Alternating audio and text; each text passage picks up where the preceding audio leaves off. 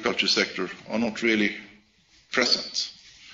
And in the forestry case, one of my hypotheses is that this all started with the Millennium Development Goals.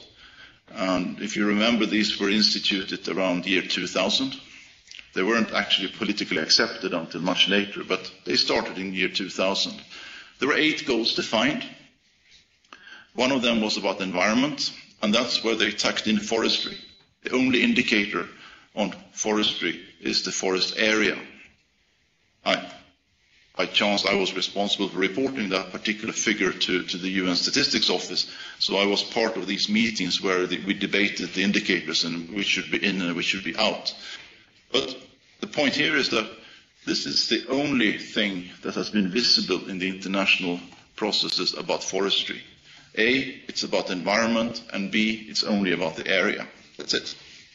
So since then, every time you hear about forestry in the international processes, it's about the environment and nothing more. So that's coming back to this slide. This is why it is so tremendously important to start talking about the forests and agriculture sectors in relation to all of these development objectives. Because I think there are, and we know there are, many contributions to be made across this spectrum. So taking another look at this, these 5, the big 5, are actually also 5 silos. And it's amazing when you travel around to these big meetings how well isolated they are from each other.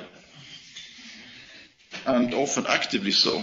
The Rio+20 process actively avoided climate change because climate change was supposed to be handled by the Climate Change Convention, etc.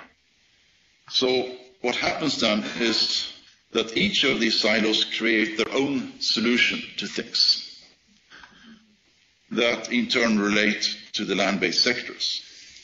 So we get a tremendous fragmentation of the agenda. And you see in the middle there somewhere the red piece.